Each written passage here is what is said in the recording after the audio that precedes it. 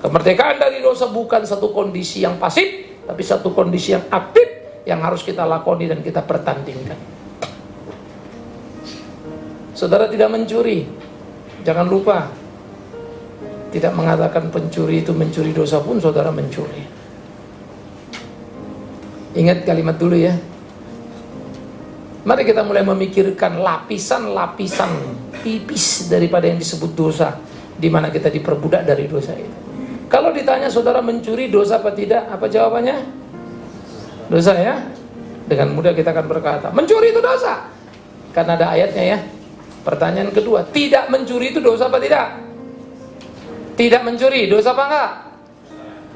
Tidak mencuri, dosa? Hah? Tidak. Tapi bisa dosa, bisa tidak. Tidak apa dosa? Dosa apa tidak? Saudara memang tidak mencuri, tapi kalau saudara tidak memberitahu si pencuri bahwa mencuri dosa, saudara dosa. Karena saudara tidak menyatakan kebenaran. Celakalah siapapun yang diam terhadap sebuah kesalahan. Itu ayat Alkitab. Mulai pikir ya, betapa berdosanya kalian.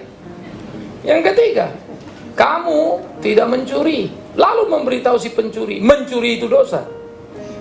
Dosa enggak? Halo? Hah? Dosa tidak dosa. Kamu memang tidak mencuri, kamu beritahu si pencuri itu dosa, bahwa mencuri itu dosa. Bagus, tapi sayang, kamu bilang langsung ke neraka kau. Kau hakimi melebihi dari porsimu.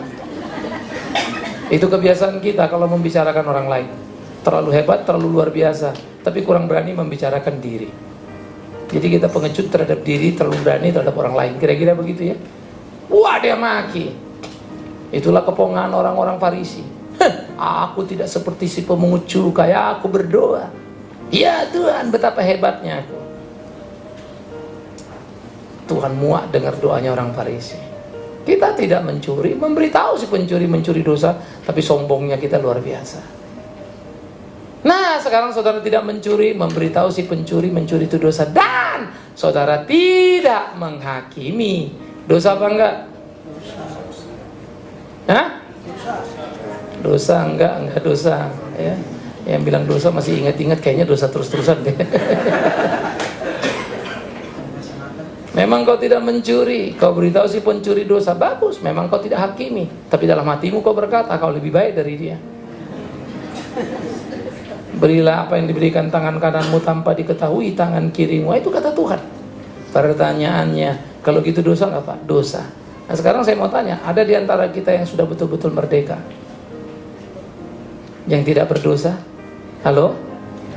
Enggak ada. Yakin nggak saudara kalau mati masuk surga? Nah itulah agama. Tidak pernah bisa hidup benar, tetapi yakin masuk surga. Memang itulah kegilaan gitu. Karena memang itu yang dicekokin tiap hari Minggu. Yang penting beri kolektamu yang banyak, surga terbuka untukmu. Semakin banyak uangmu, semakin lebar pintunya. Kita terjebak dalam nilai-nilai yang salah. Lalu kita pikir kita sudah melakukan. No, itu sebab kalau kamu jadi orang yang benar dan berlatih untuk benar, tidak mencuri, berani mengatakan si pencuri itu mencuri dosa, tidak menghakimi, lalu tetap sadar diri dan belajar untuk rendah hati. Tahukah engkau? Disitulah hidupmu amat sangat luar biasa merdeka. Karena engkau akan bisa bergaul dengan banyak orang tanpa merasa dirimu terlalu hebat.